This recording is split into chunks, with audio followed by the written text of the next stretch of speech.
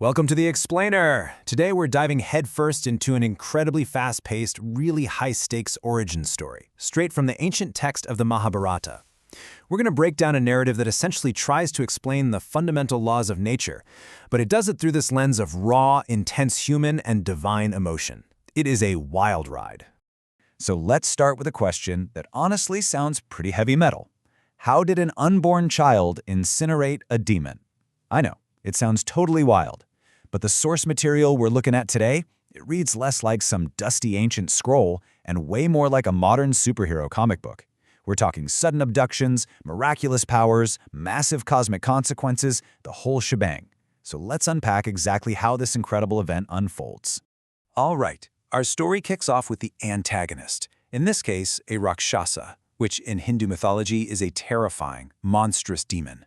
And in our narrative, this particular Rakshasa has set his sights on a woman named Pauloma. She's the faultless wife of the great ascetic sage, Bhrigu. Now, the Rakshasa doesn't just, casually walk up to her. He initiates a sudden, utterly brutal attack. Now, I want you to picture just how terrifyingly fast this all goes down. The text brilliantly illustrates this. In mere seconds, literally 0, 1, 2, the Rakshasa assumes the physical form of a boar, seizes Pauloma with what the source calls the speed of the wind, and carries her away with the speed even of thought. This is not a slow, creeping kidnapping. It's a chaotic, cinematic blur. It happens so impossibly fast that it completely upends Pauloma's reality in a fraction of a second. As she's being carried away at this completely incomprehensible speed, Pauloma cries out in absolute terror. And the ancient text gives us a very specific, evocative comparison here. It says she cried like the quarry, a female osprey. If you've ever heard an osprey, you know exactly what that sounds like. It's this distinct, piercing, almost desperate cry. It paints a really vivid auditory picture of just how helpless and terrified she was. But Here's where the story gets absolutely wild, and the momentum just completely shifts. You see, Pauloma isn't just a victim in this scenario. She's actually heavily pregnant, and the child lying in her womb, the child of the great sage Bhrigu, somehow senses this violence. The text tells us that this unborn infant becomes profoundly enraged at the trauma being inflicted upon his mother. The impossible physics of what happens next are just fascinating. In this incredible display of action and reaction, the enraged baby literally drops from his mother's womb. And because of this sudden dropping, he actually obtains the name Chyavana. But he doesn't just fall, right? The text explicitly notes that he emerges shining brilliantly, radiating this blinding solar intensity. The sheer, sudden burst of power is so shocking that it forces the Rakshasa to instantly drop Pauloma. So the absolutely crucial point here is the immediate consequence of this radiant birth. The instant the Rakshasa lets go and hits the ground, he doesn't just die. No, he is instantly converted into ashes. Just the ardent splendor, the sheer, unimaginable intensity of this newborn infant is enough to completely vaporize a monstrous demon right on the spot. The threat is just neutralized in a flash of brilliant light. Okay, let's take a collective breath here because the pacing of the story drastically slows down now. The explosive, supernatural action is over, and the text shifts focus to the heavy, very human reality of the aftermath. Pauloma is totally distracted with grief. Despite the miraculous rescue, she has just survived a deeply traumatic abduction and given birth right in the middle of it. She picks up her newborn son, Chyavana, and just begins to walk away, weeping bitterly.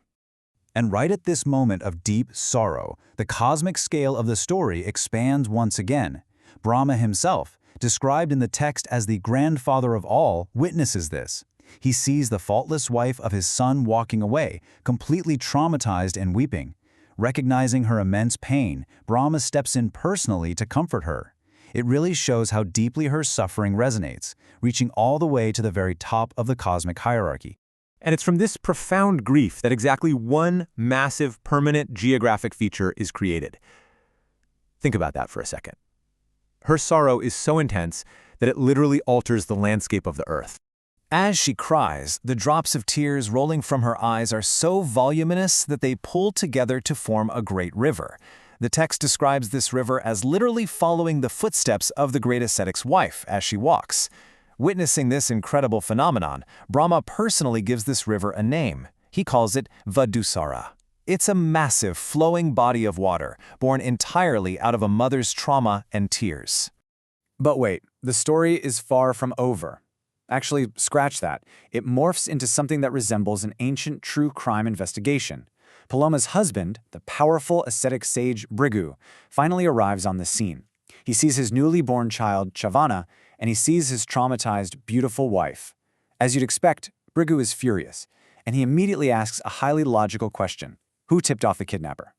Bhrigu's deductive reasoning here is razor sharp. He realizes the Rakshasa could not know thee as my wife. The demon absolutely had to have an informant to identify her, and his rage is just palpable. He demands the informant's name for one very specific reason. He wants to unleash a terrifying cosmic retaliation. He fully intends to curse whoever set this tragedy in motion. So Pauloma gives her confession, and it reveals an absolute shocker of a twist. She says, I was identified to the Rakshasa by Agni. Agni is the god of fire. It wasn't some mortal who betrayed her. It was one of the fundamental elements of the universe. Agni pointed her out to the demon, which directly led to her horrifying abduction. Hearing this, Bhrigu becomes exceedingly enraged. His logic of retaliation is this clear, devastating chain of events. Step 1. Agni identifies his wife. Step 2. That identification directly causes the Rakshasa's attack. Therefore, Step 3. Agni is the root cause of his family's trauma, and Agni must face the ultimate punishment. In a state of what the text calls an excess of passion, the mighty Rishi prepares his curse. And here is the curse he delivers. 5 simple, totally devastating words. Thou shalt eat of all things. Bhrigu curses Agni, the god of fire, to indiscriminately consume absolutely everything he touches.